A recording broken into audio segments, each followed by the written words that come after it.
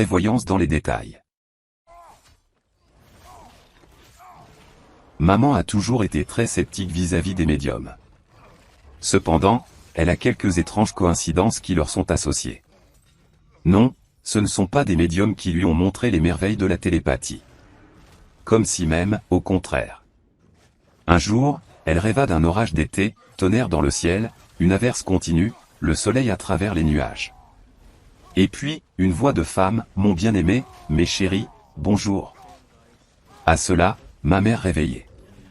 C'était le 2 août. Quand elle sortit dans la rue, un vieux voisin, Baba Stécha, dit « Et aujourd'hui c'est le jour d'Ili le prophète ». Ils avaient l'habitude de dire que pendant qu'ils conduisaient un char de tonnerre dans le ciel avec un orage, vous ne pouvez pas nager depuis ce jour jusqu'au printemps même. Il y a, en effet, un tel signe. Waouh, pensa ma mère, quel beau rêve. Seulement ici la voix n'est pas dans le sujet. La voix, cependant, était juste. Ce jour-là, un ami a regardé ma mère et a dit, ils disent, allons-y, ici le guérisseur en visite va se produire, Elia. À cette époque, années 80, la popularité de divers médiums gagnait déjà en force. Ma mère, professeure de physique, n'a pas montré la moindre révérence, mais elle est allée pour l'entreprise.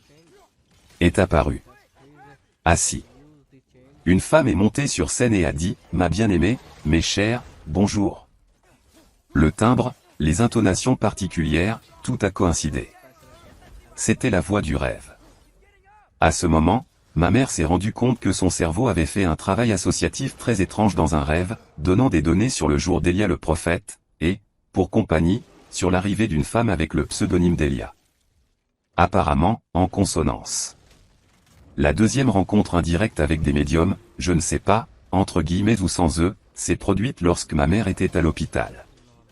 Elle y a fait un rêve, une femme d'âge moyen s'approche d'elle et lui dit, faites attention à ceci et à cela, une recommandation médicale générale, je ne la répéterai pas.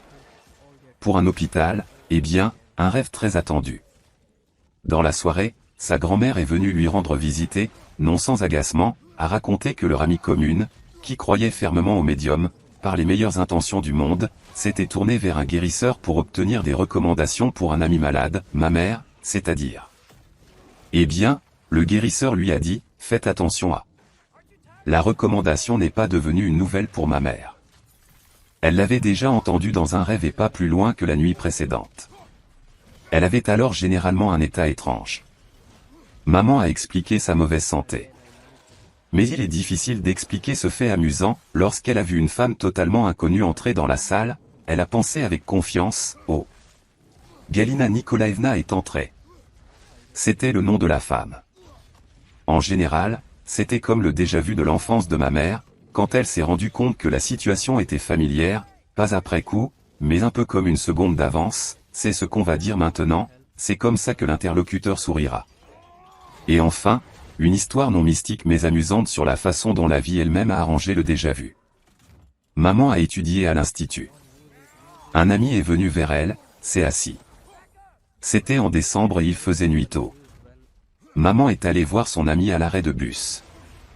Là, un inconnu s'est approché d'elle pour la rencontrer. Nous avons parlé. Il a accepté de la raccompagner chez elle. Le gars était timide et parlait donc beaucoup et maladroitement. Maman a découvert qu'il s'appelait Yura, qu'il était tatar de nationalité, qu'il avait une sœur cadette, tout comme maman, mince, et rêvant d'une silhouette magnifique et de seins de la 4e taille. Maman n'a pas donné le téléphone au gars, lui souhaitant mentalement de se débarrasser et d'oublier son existence. Exactement un an s'est écoulé. Une amie est venue chez ma mère, la même, et restée debout, c'était en décembre, il faisait nuit tôt. Alors tu as compris, non? Au même arrêt, sous la même lampe, la même Yura s'est approchée de ma mère et a dit, ma fille, puis-je te rencontrer? Maman a été prise au dépourvu, un tel déjà-vu féroce émanait de la situation. Mais peut-être qu'il se rencontre souvent dans la rue et qu'il est déjà confus chez les filles. Ou peut-être qu'il est juste en train de jouer. Elle a décidé de jouer le jeu. Pourquoi devrions-nous apprendre à nous connaître? Je sais déjà tout de toi. Tu t'appelles Yura, tu as une sœur. Alors qu'elle lui présentait les données de l'année dernière, jusqu'à la 4e taille tant convoitée par sa sœur, Yura s'assombrit. Puis il lui vint à l'esprit. Ah, je comprends. Tu connais ma sœur? Oui. Maman n'a pas pu résister. Pas. Tu m'as rencontré il y a 1 an exactement au même endroit. Et maintenant tu me raccompagnes chez moi de la même manière. Yura la regarda avec un regard légèrement effrayé, puis dit fermement que, bien sûr, il vivait approximativement dans cette région, mais qu'il n'avait jamais parcouru cette route particulière et, pour la première fois, il vit sa maison, ainsi qu'elle-même. Et en général, pour la première fois de sa vie, il s'est aventuré à aborder une fille inconnue dans la rue, et elle, apparemment, lui joue un tour.